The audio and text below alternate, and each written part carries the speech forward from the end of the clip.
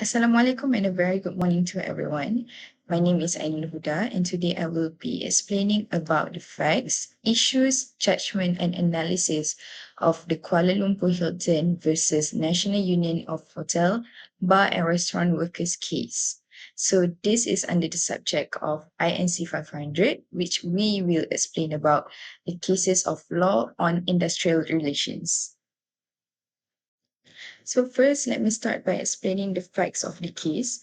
It all happened when 16 butlers at Kuala Lumpur Hilton took medical leaves on after a gas valuables went missing, and they asked for the management to cover them up to not be questioned by the police. However, the hotel management refused to do so, and that from there they were given a show cause letters, all 16 of them, and accused of doing an illegal strike and suspended on half pay, which is under the Section 14 of Employment Act 1955. After a domestic inquiry has been done by the hotel, each butler received a warning letter.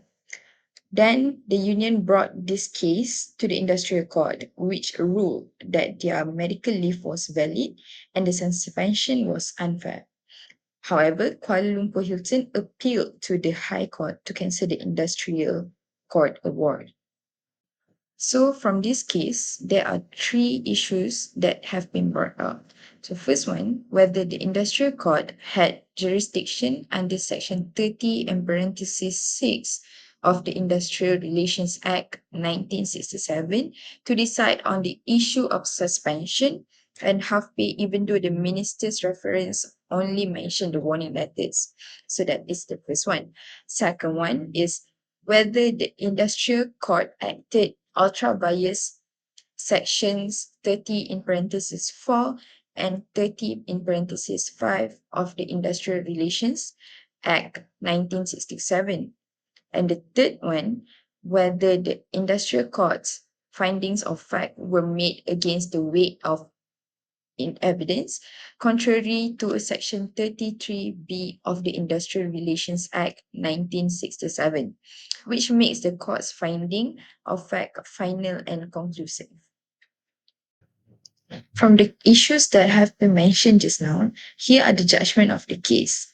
So first, the High Court dismissed Hilton's application by saying the Industrial Court had jurisdiction under Section 30 in parenthesis 6 of the Industrial Relations Act 1967, which allows the court to consider any matter necessary to settle the dispute, even if not explicitly as included in the minister's reference.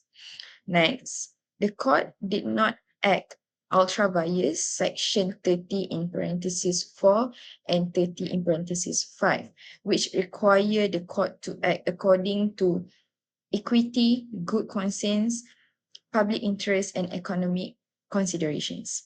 And finally, under section 33B, the industrial court's findings of fact cannot be challenged in the High Court. Thus, the industrial court's order to rescind the warning letter and pay full wages was upheld. After I've read and understand all about this case, the analysis that can be made from here is industrial court can look at related issues like suspension and pay, even if it is not stated in the minister's reference. This is to support fair and complete dispute resolution between Kuala Lumpur Hilton and the butlers. Meanwhile, the butlers had valid medical certificates, so their absence was not an illegal strike degree requirements. Finally, the industrial court acted according to equity and good conscience under the section 30 in parenthesis 5.